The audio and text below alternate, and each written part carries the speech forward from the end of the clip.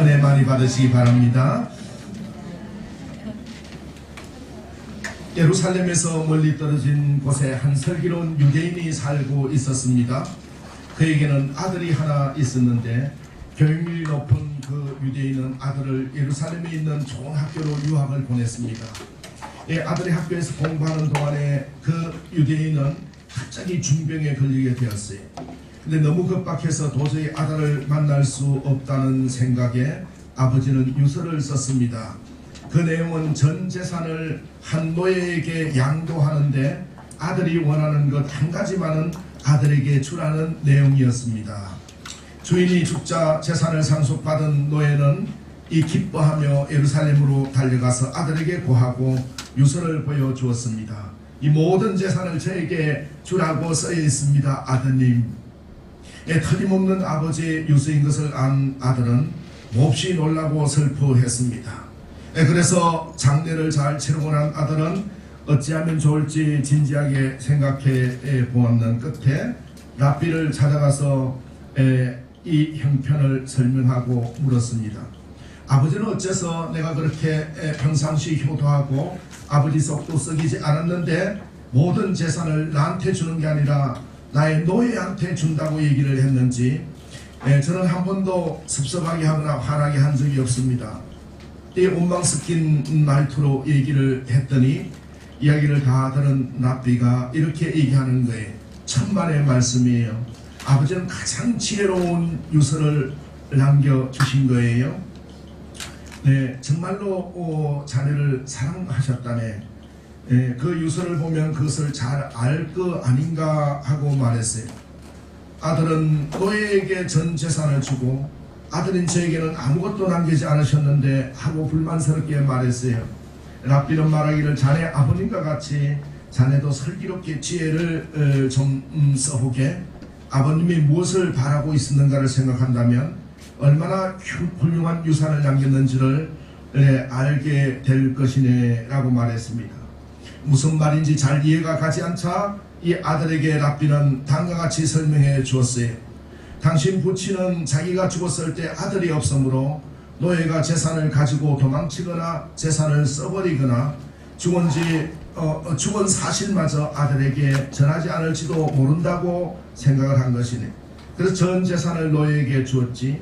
재산을 전부 주면 노예는 기뻐서 급히 자네를 만나러 가게 되고 재산도 소중히 간직해 둘 것이다 생각하셨던 것이네. 그것이 내게 무엇이 유익합니까? 라고 아들이 또 물었어요.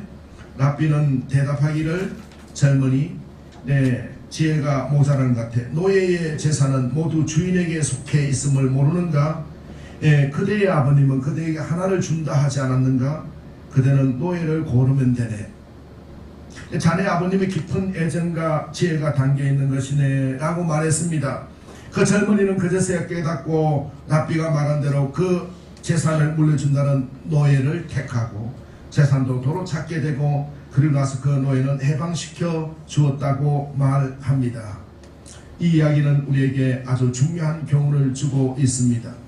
이야기 속에 아버지는 아들에게 무엇을 물려줘야 재산도 유지되고 이 땅에서 잘 살아갈 것인지를 잘 판단한 것이지요.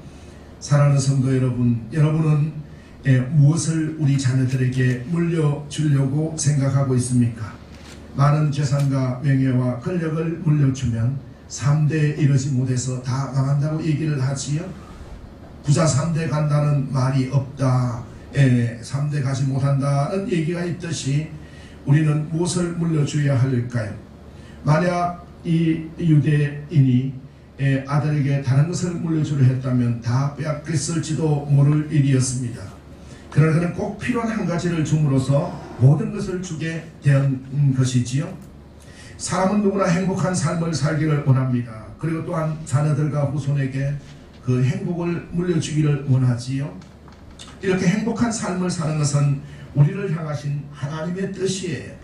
우리가 불행해지기를 원하지 않아요. 행복한 삶을 살기를 원하는 거지요. 그렇다면 행복은 인간이 추구하는 최고의 가치라 말할 수 있는데 그 가장 귀한 복을 어디에서 찾아야 할지를 모르고 있다라는 거예요. 내가 무엇을 가져야 정말 복된 것인지를 모르고 살아간다라는 것이지요. 또한 내가 무엇을 물려줘야 정말 모든 것을 줄 수 있는 것인지를 모르고 있다라는 것입니다. 우리가 물려줘야 할 단 한 가지는 무엇일까요? 바로 그것은 예수 그리스도를 향한 믿음인 거예요. 할렐루야. 네, 이제 본문에 들어있는 여호수아 24장은 임종을 앞둔 이스라엘의 지도자 여호수아가 백성들을 불러놓고 유언으로 남긴 이야기입니다. 전반부에서 여호수아는 자기의 생애를 돌아보며 하나님께서 어떻게 자기와 이스라엘 백성의 걸음을 인도하셨는지를 회고해 보고 있어요. 내 생애 전체에서 하나님이 순간순간 이렇게 역사하셔서 가나안을 정복하게 하셨고 이 가나안 땅에 와서 25년 동안 우리가 평안을 누리면서 살게 하셨다라는 걸 회고를 해요. 네, 그러면서 하나님께서 이스라엘 백성들에 하신 약속을 하나도 어기지 않으셨음을 알게 되었다라고 얘기하면서 여호수아는 하나님과 동행했던 자신의 삶이 얼마나 축복된 삶이었는가를 말하고 있습니다. 그래서 그는 죽음을 앞에 둔 시점에서 오늘 백성들에게 결단을 촉구하고 있는 거예요. 그러므로 이제 여러분은 성실하고 진정한 마음으로 하나님을 섬겨야 합니다. 여러분 속에 있는 우상을 버리고 여호와만을 섬기십시오. 여러분 오늘 여호와 하나님을 섬기든지 아니면 지금까지 섬기던 우상을 섬기든지 분명하게 선택하십시오. 오직 나와 내 집은 여호와를 섬기겠다라고 이야기하고 있습니다. 그리고 이렇게 결단을 촉구하는 여호수아에게 이스라엘 백성들은 우리도 하나님만 섬기겠다고 응답하고 있는 것입니다. 이것이 바로 오늘 본문의 내용인 것입니다. 지금 이스라엘 백성들이 가나안 땅에 들어온 지 25년이 지났습니다. 가나안의 모든 땅이 이스라엘의 지배하에 놓이게 되었지요. 모세부터 정권을 인계받은 이 여호수아는 이스라엘을 이끌고 수많은 전투에서 크게 이겨서 이 가나안 땅에 정착시킨 후에 12지파에게 땅을 분배해 주었고 나라를 안정시킨 위대한 지도자였지요. 그런 여호수아도 어느새 인생 한계에 접어들어서 그의 인생을 결산해야 될 시간이 임박해 오고 있습니다. 이제 태어나서 110살이 되는 해, 110살이 되는 해에 임종을 앞두고 여호수아는 이제 여호수아 23장에서 여호와께서 이스라엘의 사방 대적을 다 멸하시고 안식을 이스라엘이 쉰 지 오랜 후에 이 나이가 많아 늙은지라 장로들과 두령들과 재판장들과 유사들을 불러다가 그들에게 이르되 나는 나이가 많이 늙었다. 이제 내가 너희에게 유언으로 고별 설교를 할 거다. 여호수아가 바로 마지막 메시지 생사고락을 같이 해오면서 하나님을 의지하며 함께 가나안 정글에 참여했던 여호수아 갈렙도 있었고 또 많은 두령들도 충실한 동력자들도 있었습니다. 그런데 여호수아가 오늘 가장 많이 반복하면서 말하는 게 뭐예요? 나는 이제 가니까 여러분 잘 있어요 하고 얘기한 것이 아니라 오직 하나님만이라는 단어를 계속하고 있는 거예요. 할렐루야. 사랑하는 성도 여러분, 왜 여호수아가 모든 걸 뒤로하고 오직 하나님만 섬기는 가정이 되고 하나님만 선택하라고 얘기하고 있을까요? 그 핵심은 두 가지예요. 오직 하나님, 오직 하나님은 우리를 대신해서 싸워주시기 때문이라고 말하고 있는 거예요. 할렐루야. 사랑하는 성도 여러분, 내가 싸우고 내가 경영하는 게 아니에요. 내가 성취를 이루는 것이 아니에요. 우리를 대신해서 싸워주시는 분이기 때문에 오직 하나님만이라고 말씀하시고, 또 두 번째는 여호수아가 왜 오직 하나님만을 말씀하고 있는 거예요? 그 땅을 주시는 분이다라는 거예요. 사람들은 땅을 위해서 땅을 차지하기 위하여 목표를 세우고 목적이라고 생각하고 달려가고 있지요. 누가 그 땅을 많이 차지하려고 합니까? 네, 그렇지요. 우리가 육신의 노력을 통해서 열심히 노력해야 되지요.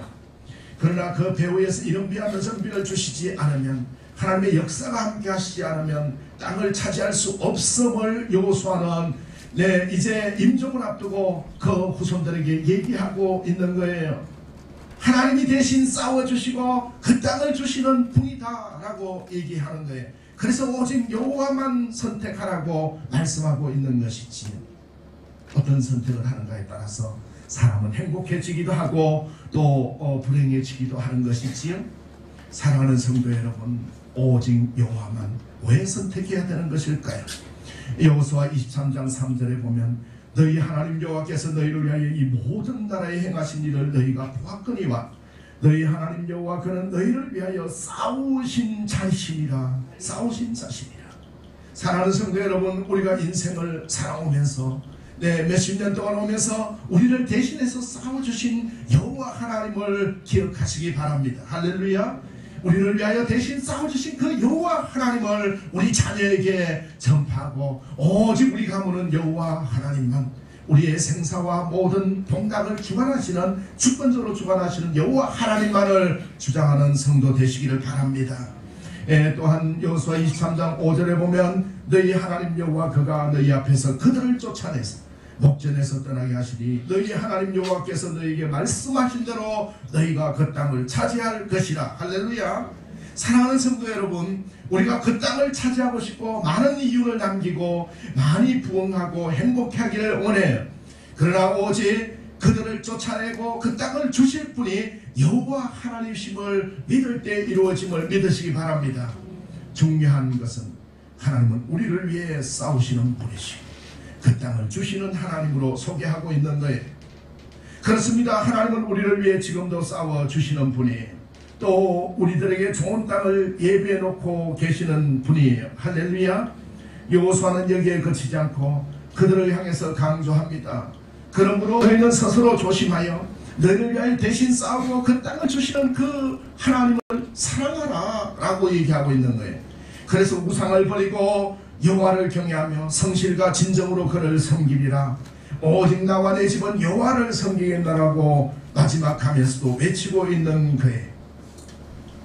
그런데 오늘 본문 1절과 25절에 보면은 여호수아가 마지막 고별 설교를 한 장소가 세겜이라는 것이, 여호수아가 이스라엘 모든 지파를 세겜으로 모으고 25절에 그날의 여호수아가 세겜에서 백성으로 더불어 언약을 세우고 그들을 위하여 율례와 법도를 베풀었도다.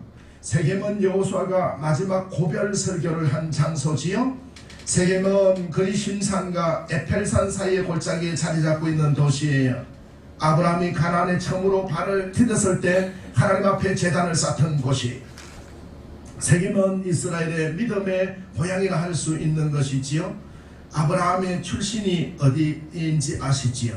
갈대아 우르지요. 갈대아 우르가 어떤 땅이에요? 모든 점성술과 우상과 내 하나님을 반역했던 인간이 만든 피조 세계를 섬기는 아주 우상의 고향이지요. 우상을 섬기던 이 본향이. 근데 그 속에서 아브라함을 불러내셔서 하나님께서 하나님 말씀을 믿고 가나안 땅에 도착했을 때 바로 제단을 쌓은 곳이 세겜인 거예요. 거기서 예배를 드린 거예요. 아브라함이 그 땅 세겜 땅 모래 상수리 나무에 이르니 그 땅에 거주하였더라. 네, 그곳에서 제단을 쌓고, 세겜은 하나님께 예배의 출발지라고 할 수 있습니다. 신앙의 참된 모습은 예배이지요. 하나님 오늘도 예배자를 찾으시고 예배자를 만나 주시는 거예요. 요한복음 4장 23절에 보면 아버지께 참으로 예배하는 자들은 신령과 진정으로 예배할 때가 오노니 곧 이때라. 아버지께서 이렇게 자기에게 예배하는 자들을 찾으시느니라. 할렐루야. 네, 이제 우리는 이 제단을 쌓아야 된다라는 부분을 볼 수가 있는 거예요. 세겜에서 오늘 제단을 쌓으면서 여호수아가 고별 설교를 하고 있습니다. 무너진 제단을 우리가 다시 쌓아야 합니다. 제단을 다시 쌓는 것은 예배를 회복하자는 것이 아니라 단순히 예배뿐만 아니라 우리에게 구원의 은혜를 베푸시는 하나님과의 올바른 관계를 회복하자라는 거예요. 그러기 위해서 처음 믿음을 회복해야 합니다. 처음 사랑을 회복해야 하는 거예요. 할렐루야. 사랑하는 성도 여러분, 예수를 처음 만났을 때 얼마나 뜨겁고 열정적으로 봉사하고 주님을 사랑했습니까? 그런데 시간이 지나면서 형식적인 예배가 되었고 우리는 진정과 신령도 없어졌고 두려움과 하나님에 대한 만남의 기대도 없어졌어요. 그냥 목사님의 설교는 강연 한 편 듣는 것처럼 흘러가 버렸고 하나님의 말씀, 예수 그리스도의 메시지로 받아들이는 마음이 없어지고 내 마음의 문은 닫혀버렸고 성령의 감동도 없고 이렇게 가다 보니까 우리가 빛과 소금의 역할도 감당하지 못하고 오늘 베델로 올라가기 전에 세겜에서 행한 일들을 기억하라고 오늘 말씀하고 있는 부분이 세겜 야곱이 베델로 올라가기 전에 세겜에서 행한 일이 무엇이었습니까? 그 가족들과 이방 신상들을 모두 땅에 묻어버린 것, 그것이 바로 세겜이 우상은 그들에게 아무 도움도 줄 수 없는 것들이다. 하나님과의 올바른 관계를 방해했기 때문에 그들에게 엄청난 피해를 끼칠 수밖에 없었을 것입니다. 오늘 우리가 우리의 세겜에 묻어버려야 할 것들은 무엇일까요? 아직도 육신의 정욕과 안목의 정욕과 이생의 자랑을 버리지 못하고 있다면 오늘 이 자리에서 묻어버려야 하는 거예요. 내려놓아야 하는 거예요. 네. 여호수아가 외친 고백 설교의 포인트는 결론적으로 바른 선택을 요구하고 있는 겁니다. 할렐루야. 너희 열조가 강급 저편에서 섬기던 신이든지 홍너희에 거하는 땅 아무리 사람의 신이든지 너희가 섬길 자를 오늘 택하라. 오직 나와 네 집은 여호와를 섬기겠노라. 할렐루야. 바른 선택은 그 기준점이 무엇이라는 거예요? 여호와 하나님이라는 거예요. 할렐루야. 네, 바른 선택의 기준점이 여호와 하나님이라는 겁니다. 왜 그런 것일까요? 바른 선택과 결단이 인생의 운명을 바꾸고 하나님의 관계를 새로 설정하기 때문에 그런 거예요. 본문은 요단강을 건너 가나안을 정복하는 선두에 섰던 백전노장의 여호수아가 모든 것을 정리하고 하나님 앞에 가기 직전에 고별 설교를 하는 대목. 여러분, 누가 마지막으로 남긴 말은 정말로 의미심장한 말이지요. 이스라엘 역사의 산정린으로 한 시대를 이끌었던 지도자가 과거와 현재를 읽고 미래를 예견하는 이 시점에서 중요한 것이 무엇인지를 깨우쳐주는 귀한 말씀이 숱한 대가를 지불하고 이스라엘 백성들이 그토록 갈망했던 가나안 땅을 정복하고 정착하면서 이스라엘을 이끌어온 여호수아는 가장 중요한 선택을 할 때가 왔음을 감지했습니다. 다가온 축복 속에서 기쁨만 하고 있을 때가 아니라 어떤 결단을 하지 않으면 안 된다는 것이었어요. 그것은 바로 다름 아닌 누구를 섬길 것인가의 문제였어요. 누구를 섬길지를 택하라라는 거예요. 가나안 땅은 이방 종교의 문화가 가득한 곳이에요. 그곳에서 이스라엘이 어떻게 여호와만을 섬길 것인가 하는 문제는 이스라엘 공동체의 미래를 결정하는 중요한 요소가 되는 것이지요. 강철한 카네기는 자신의 성공 비결을 묻는 기자들에게 나는 바른 선택을 했기 때문에 성공할 수 있다라고 하는 거예요. 그 바른 선택은 내가 물질과 기회에 복종한 것이 아니라 하나님을 바로 여호와 하나님만을 섬길 수 있는 선택을 한 부분 때문에 큰 축복을 받게 되었다. 바른 선택을 했기 때문에 축복을 받았다. 그 바른 선택이 여호와 하나님만을 바라본 것이다 라고 고백했다고 합니다.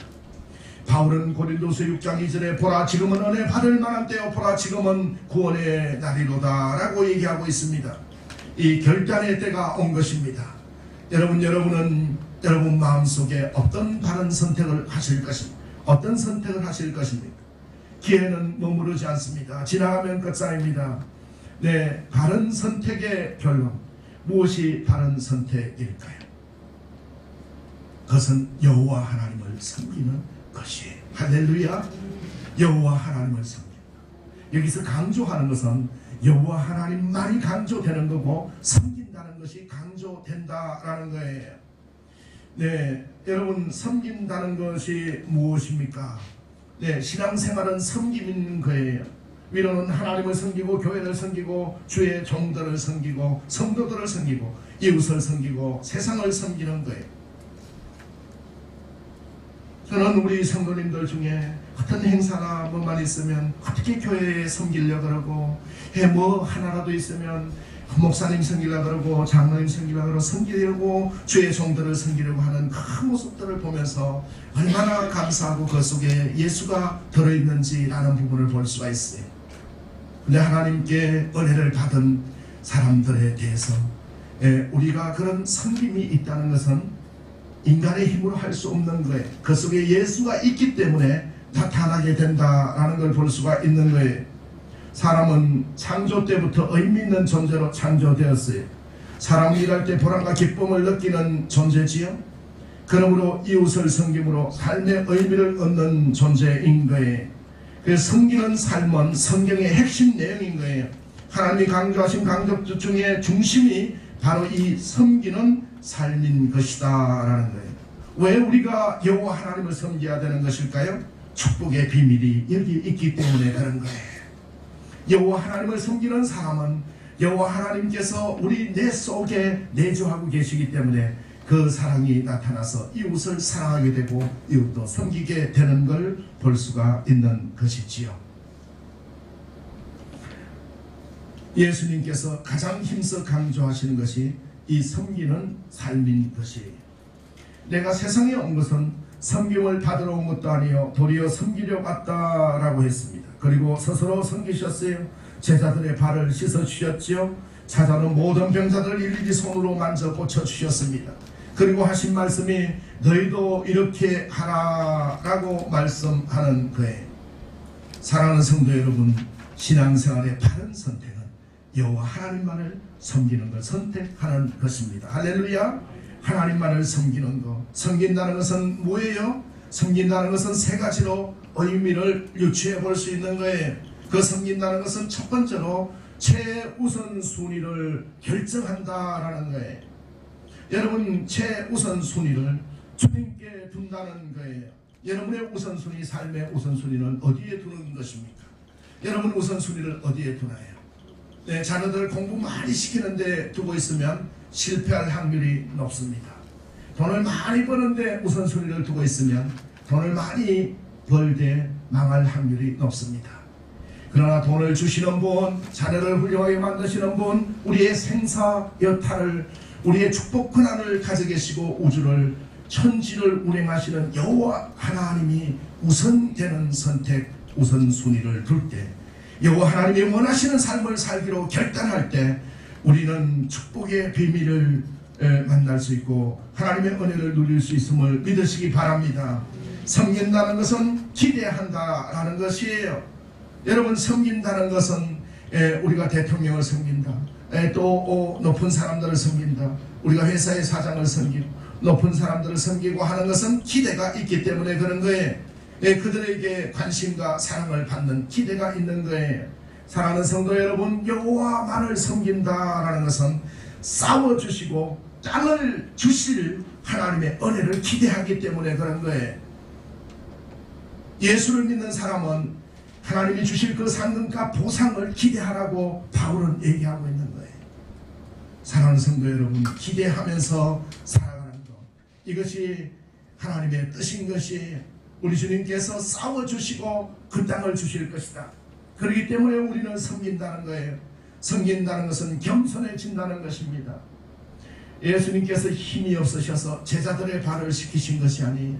예수님이 죽은 자를 살리시고 안전병을 일으키시고 문둥병자를 고쳐주시고 눈먼 자를 눈뜨게 하신 그 권한이 있으셨지만 한 번도 그 권한을 자기를 세우는 데 사용하시지 아니하시고 겸손하게 봉사하시고 섬기셨던 모습을 볼 수 있는 거예요.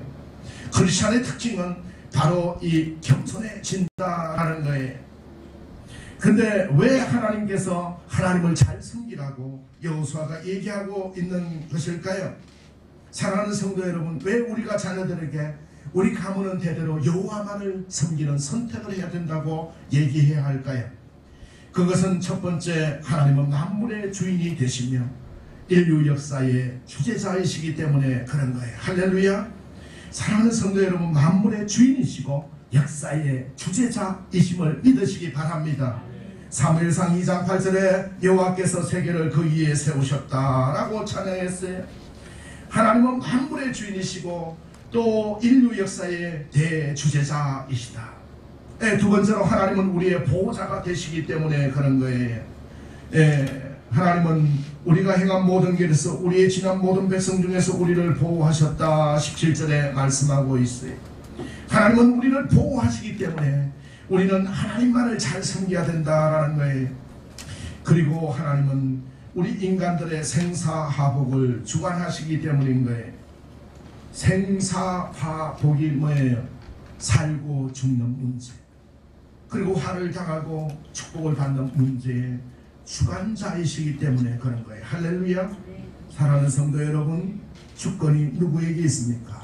하나님에게 있는 것이지요. 근데 우리는 우리에게 있다. 우리가 보약 많이 먹으면 장성, 음식 잘 먹으면 장성, 생사하복의 주권자가 여호와 하나님이시기 때문에 우리는 여호와만을 섬긴다라는 거예요.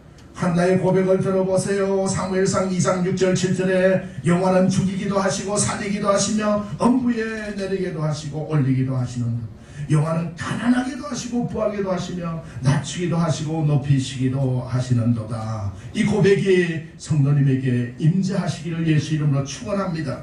사무엘상 2장 6절 7절에서 한나의 고백처럼 우리의 생사하복을 주권적으로 주관하시는 여호와 하나님을 바라보기 때문에 우리는 여호와만을 섬겨야 되는 것입니다. 그렇다면 어떻게 하나님을 섬겨야 할까요? 그것은 하나님을 경외함으로 섬겨야 된다라는 거예요. 경외함은 뭐예요? 두렵고 떨림으로 섬기는 거예요. 감사함으로 섬기는 거예요. 오늘 14절에 보면 여호와를 경외하며 하나님에 대한 경외함이 없기 때문에 이스라엘 백성들은 모세가 죽은 후에도 우상을 계속 섬기는, 모세에게 우리는 하나님만을 섬길 거에 약속했지만 하나님에 대한 두려운 징계를 직접 받아보지 않았기 때문에 그들이 경험한 부분에서 하나님이 평안을 주셨기 때문에 경외한 두려운 마음이 없이 하나님을 섬기지 않는 모습을 되었기 때문에 많은 징계를 받는 모습을 볼 수가 있는 거예요.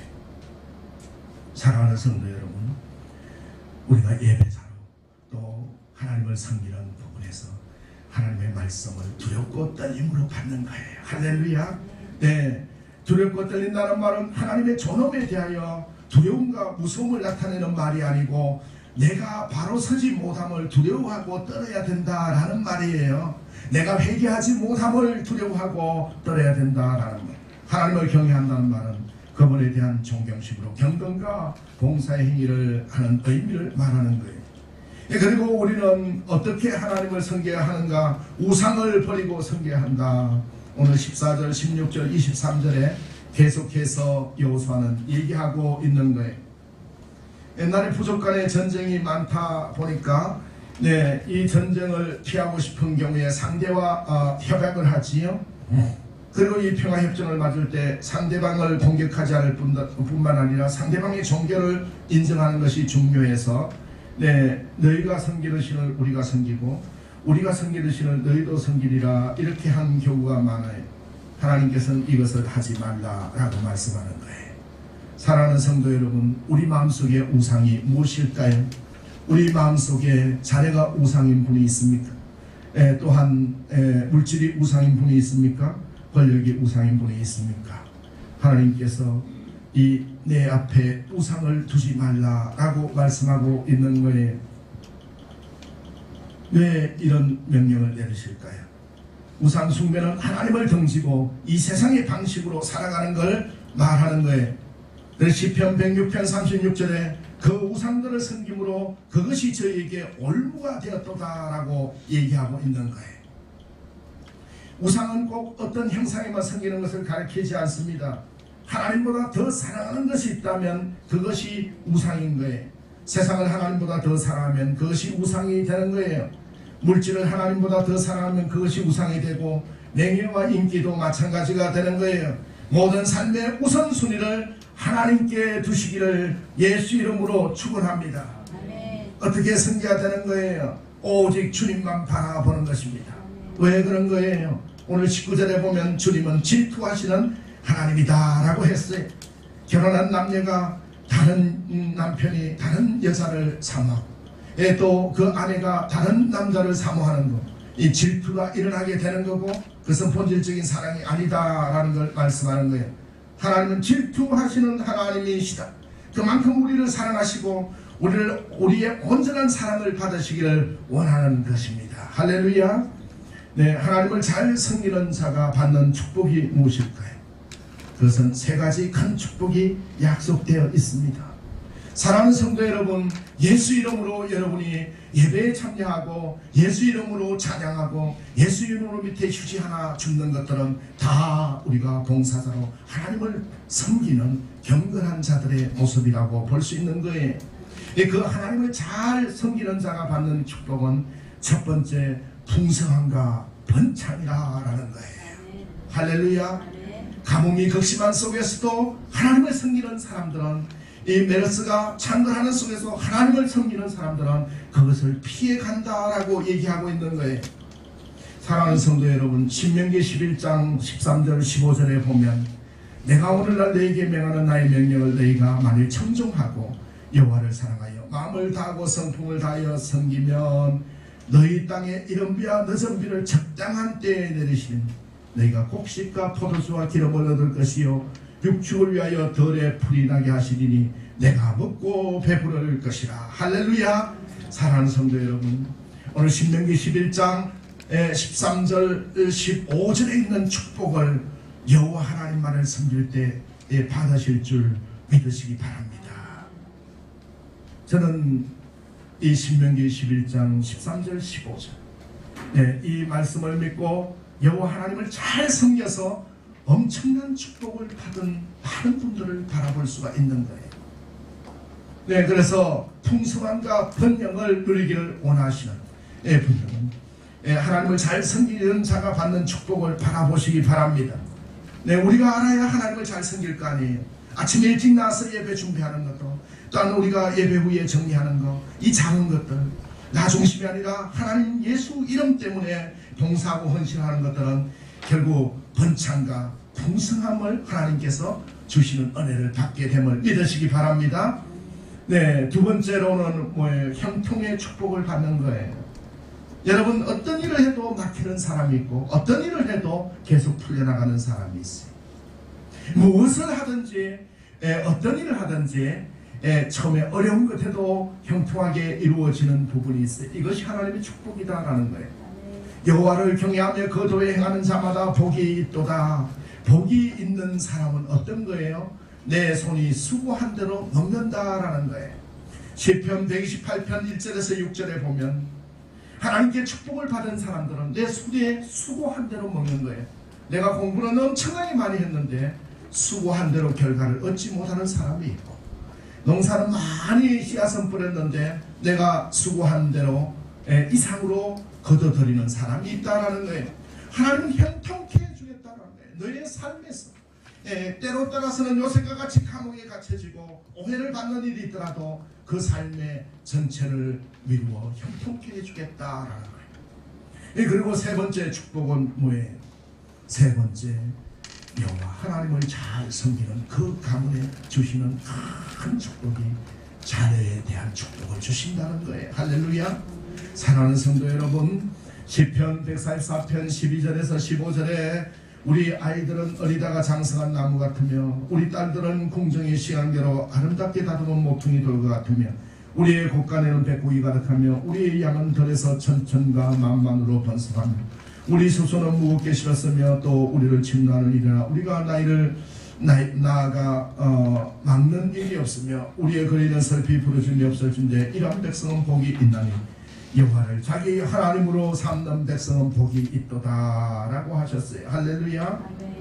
여호와를 자기 하나님으로 삼는 백성들이 받는 복은 천대까지 이르는 자녀의 잘되는 축복을 받게 된다라고 했습니다.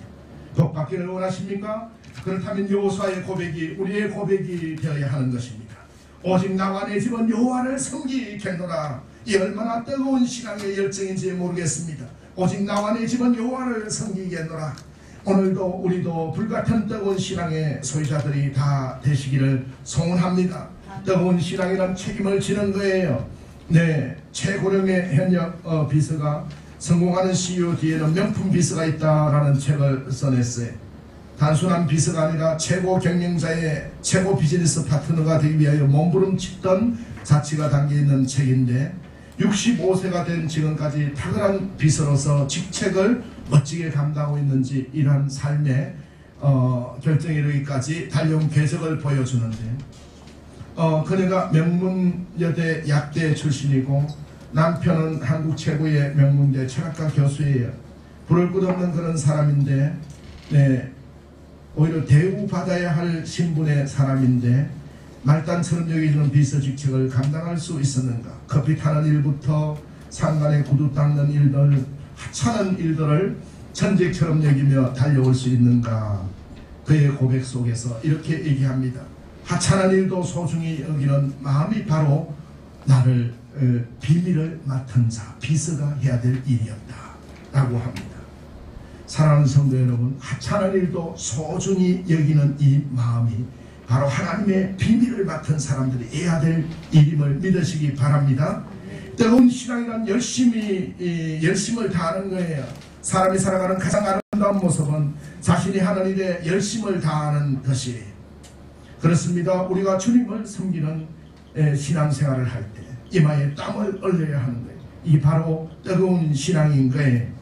땀이 나도록 교회에 달려와서 들어오는 것을 보면 좋습니다. 찬송을 할 때도 목에서 땀이 나도록 큰 소리로 부르고, 기도도 마찬가지로, 또 예배를 드릴 때도 우리가 혼신의 열정을 기울여서 드릴 때 우리 주님께서 받으시고 응답하실 줄 믿는 것입니다.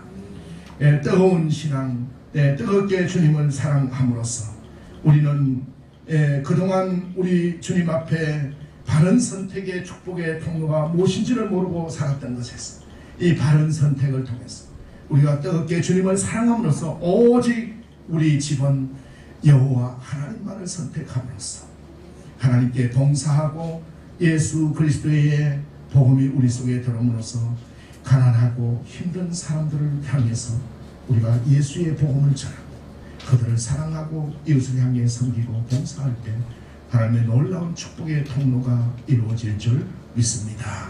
오늘 여호수아의 고백을 우리 가문의 고백으로, 여러분 신앙의 고백으로 삼아서 날마다 바른 선택을 통해서 여호와 하나님이 모든 천지 만물의 주권자이고 생사국의 주권자임을 바라보면서 여호수아의 신앙 결단인 오직 나와 내 집은 여호와만을 섬기겠노라, 이 말씀이 우리 모두의 신앙 고백이 되어 올바른 선택으로 축복의 큰 은혜를 누리시는 충만한 교회 성도 되시기를 예수 이름으로 축원합니다.